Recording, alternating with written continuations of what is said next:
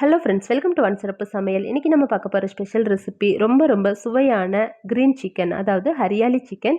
இது ஒரு north Indian recipe. ரொம்ப டேஸ்டியாக இருக்கும். நம்ம டக்குன்னு ஒரு ½ அன் ஹவரில் செஞ்சு முடிச்சிடலாம். வாங்க எப்படி செய்யலான்னு பார்க்கலாம். அதுக்கு 1/2 கிலோ அளவு சிக்கனை நல்லா மஞ்சள் தூள் உப்பு போட்டு வாஷ் பண்ணி எடுத்து வச்சுருக்குறோம். நீங்கள் உங்களுக்கு பிடிச்ச மாதிரி பீசஸாக கட் பண்ணி வாங்கி எடுத்து வச்சுக்கோங்க. இப்போ இதுக்கு ஒரு மசாலா அரைக்கணும். அதுக்கு ஒரு மிக்சர் ஜாரில் ஒரு கைப்பிடி அளவுக்கு ஃப்ரெஷ்ஷான புதினா இலைகள் சேர்த்துக்கலாம். அது கூடவே ஒரு கைப்பிடி அளவுக்கு ஃப்ரெஷ்ஷான மல்லி இலையை நல்லா வாஷ் பண்ணிவிட்டு இந்த மாதிரி கட் பண்ணி எடுத்து வச்சுருக்கோம். அதையும் சேர்த்துக்கலாம். அது கூடவே ஒரு 4 to 5 பீஸ் அளவுக்கு இஞ்சி சேர்த்துக்கலாம். அப்புறமா ஒரு 7-8 பல் பூண்டு தோல் நீக்கி எடுத்து வச்சுருக்கோம். அதையும் இது கூடவே சேர்த்துக்கலாம்.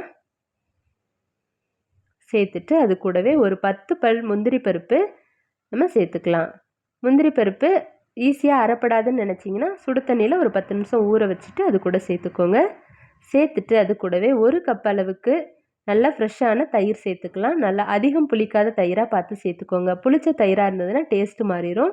அதனால் ஃப்ரெஷ்ஷான தயிராக சேர்த்துக்கலாம். சேர்த்துட்டு அது கூடவே நம்ம காரத்துக்கு ஏற்ற மாதிரி பச்சை மிளகாய் சேர்த்துக்கலாம். நான் பச்சை மிளகாய் சேர்க்காமல் மறந்துட்டு அரைச்சிட்டேன். இப்போ நான் பச்சை மிளகாய் சேர்த்துக்கிறேன். சேர்த்துட்டு நல்லா ஃபைன் பேஸ்ட்டாக அரைச்சி எடுத்துகிட்டு வந்துக்கலாம். இப்போ நம்ம ஆல்ரெடி எடுத்து வச்சுருக்கிற சிக்கனில் நம்ம அரைச்சி எடுத்துகிட்டு வந்த பேஸ்ட்டு சேர்த்துக்கலாம்.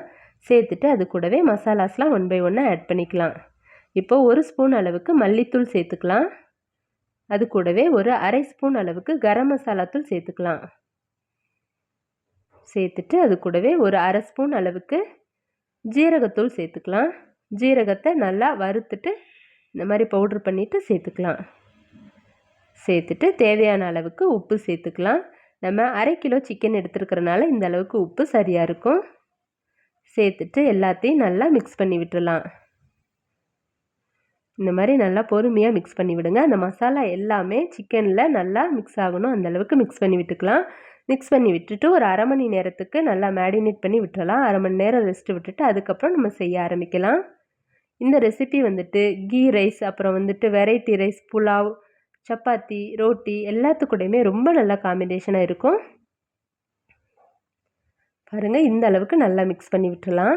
இந்த மாதிரி மிக்ஸ் பண்ணும்போது அந்த உப்பு காரம் எல்லாமே அதில் பிடிச்சி ரொம்ப நல்லா கலர்ஃபுல்லாகவும் இருக்கும்.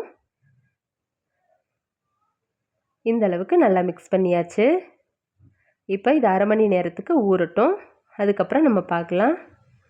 இப்போ பாருங்கள், நம்ம மேரினேட் பண்ணி வச்சு 1/2 மணி நேரம் ஆயிடுச்சு. இப்போ நம்ம ரெடி பண்ண ஆரம்பிச்சிடலாம்.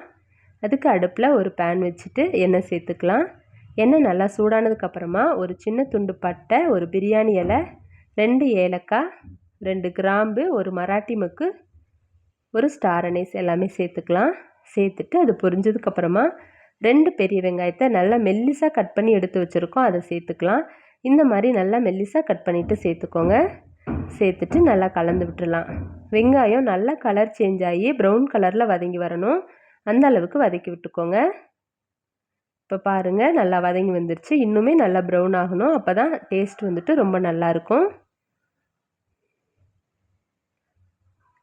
இப்போது இந்த அளவுக்கு வதங்கிருச்சு. இப்போ இது கூடவே நம்ம ஆல்ரெடி மேரினேட் பண்ணி எடுத்து வச்சுருக்கிற சிக்கனை சேர்த்துக்கலாம். 1/2 மணி நேரம் ஊறினதுனால பாருங்கள், ரொம்ப நல்லா கலர்ஃபுல்லாக வந்திருக்கு. சிக்கனே கொஞ்சம் க்ரீன் கலராக மாறிடுச்சு பாருங்கள். அதில் அந்த உப்பு காரம் எல்லாமே இறங்கிட்டுக்கும். இப்போ நம்ம இந்த சிக்கனை வதங்கிட்டுருக்கிற வெங்காயத்து கூட சேர்த்துக்கலாம். சேர்த்துட்டு அதில் மசாலாலாம் ஒட்டிகிட்ருக்கோம். அது எல்லாமே கம்ப்ளீட்டாக எடுத்து இது கூட சேர்த்துக்கலாம். சேர்த்துட்டு நல்லா கலந்து விட்டுலாம்.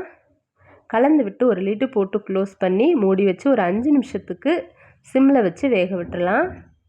பாருங்கள், 5 நிமிஷத்துக்கு அப்புறம் எவ்வளோ தண்ணி விட்டு வதங்கி வந்திருக்கு. சில சிக்கன் இன்னுமே தண்ணி விடும். அப்படி ரொம்ப தண்ணி விட்டுருந்தா நீங்கள் இந்த ஸ்டேஜில் தண்ணி சேர்க்க தேவையில்லை. இந்த அளவுக்கு ஓரளவுக்கு தண்ணி விட்டுருந்தா கொஞ்சமாக தண்ணி சேர்த்துக்கணும். அப்போ தான் சிக்கன் வெந்து வரும். இப்போ இந்த மாதிரி கலந்து விட்டுட்டு தண்ணி தேவைப்படலைன்னா ஸ்கிப் பண்ணிடுங்க. தேவைப்பட்டால் ஒரு 1/2 டம்ளர் அளவுக்கு தண்ணி சேர்த்து நல்லா மிக்ஸ் பண்ணி விட்டுட்டு ஒரு 15 நிமிஷத்துக்கு வேக விட்டுடலாம். மீடியம் ஃப்ளேமில் வச்சு வேக வைங்க. ரொம்ப ஹையில் வச்சோன்னா தண்ணி எல்லாம் வற்றி போயிடும், சிக்கன் வேகாது. அதனால் மீடியம் ஃப்ளேமில் வச்சு ஒரு 15 நிமிஷத்துக்கு வேக விட்டுறலாம். இந்த மாதிரி நல்லா மிக்ஸ் பண்ணிவிட்டு திரும்பவும் ஒரு லிட்டு போட்டு க்ளோஸ் பண்ணி மூடி வச்சிடலாம். ஒரு 15 மினிட்ஸ்க்கு நல்லா வேகட்டும். 15 மினிட்ஸ்க்கு அப்புறமா ஓப்பன் பண்ணி பார்க்கலாம். பாருங்கள், சிக்கன் நல்லா சாஃப்டாக வெந்து வந்துருச்சு.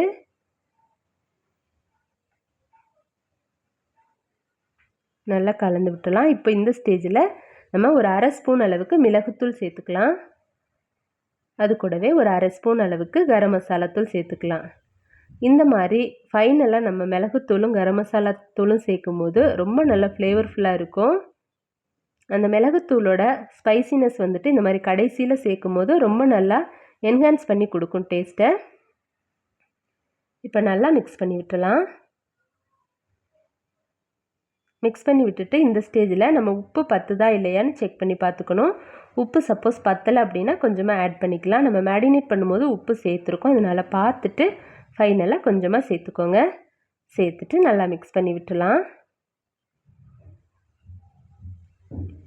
மிக்ஸ் பண்ணி விட்டுட்டு கடைசியாக ஒரு கையளவுக்கு கஸ்தூரி மேத்தி கொஞ்சமாக எடுத்துகிட்டு இந்த மாதிரி நல்லா க்ரஷ் பண்ணிவிட்டு சேர்த்துக்கோங்க. கஸ்தூரி மேத்தி இல்லை அப்படின்னா கொத்தமல்லி இலையை நல்லா ஒரு கையளவு எடுத்து வாஷ் பண்ணிவிட்டு மெல்லிசாக கட் பண்ணிவிட்டு சேர்த்துக்கோங்க. கஸ்தூரி மேத்தி சேர்க்கும் போது எக்ஸ்ட்ரா ஃப்ளேவராக டேஸ்டியாக இருக்கும். இல்லைன்னா நீங்கள் கொத்தமல்லி இல்லை சேர்த்துக்கலாம், ஒன்றும் ப்ராப்ளம் இல்லை.